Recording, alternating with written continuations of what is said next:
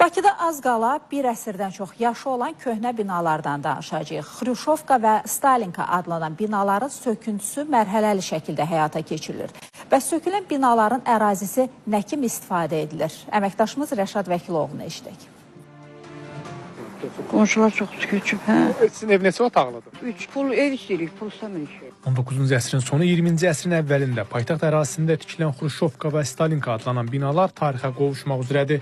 Əsasən paytaxtın Yasamal, Nəsimi, Xətai və Nizami rayon ərazilərində çoxluq təşkil edən bu kimi binalar mərhələli şəkildə sökülür. Sökülməsi ilə bağlı sizə məlumat verilib? Hə, verilir. Nə vaxt məlumat verilir? Bir 2 ay olar belə. Nə vaxt söküləcək? Nə bilim, elə bir gün sabah verilir, hələ qalmışıq. Çoxsu köçüb. Əgər bu tipli binaların sökülməsində əsas məqsəd paytaxtı əhatə edən yaşayış binalarının tikintisi ilə bağlı yeni standartların müəyyən edilməsidirsə, digər bir səbəb köhnə evlərin yeniləri ilə əvəz edilməsidir. Standartlara uyğun olaraq Xruşovka və Stalinka adlanan binaların söküntüsündən sonra layihəyə uyğun həmin ərazilərdə ya bina, ya da yaşıllıqlar salınır. Paytaxt ərazisində sökülməsi nəzərdə tutulan Xruşovka tipli binaların sayı hazırda 100-dən artıqdır. Əgər sökülən bu binaların əksəriyyəti istismar müddətini başa vurubsa, bir çoxu isə qəzalı vəziyyətdə düşdüyünə görə sökülür.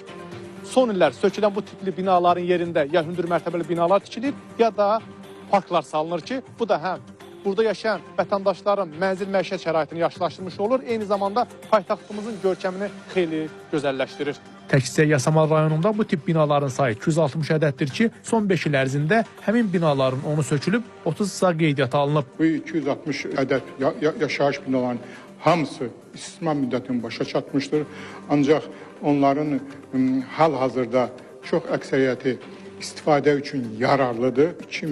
2018-2023-cü illərdə 10 çox mənzilli yaşayış binaları pilot layihə kimi seçilmiş və onlardan 5 dənə yaşayış binası təmir işləri yenidən qurmuşları davam edir. Mütəxəssislər bildirir ki, bu cür binalar çoxluq təşkil etdiyi üçün sökülməsi və sakinlərin yeni mənzillərlə təmin edilməsi sahibkarların öhdəliyindədir. Burada yaşayan sakinlərin çox əksəriyyəti sökülmüş yaşayış binalarında onlara aid olan yaşayış sahəsindən 20% artıq vermək şərti ilə mənzillərlə təmin olunmuşlar.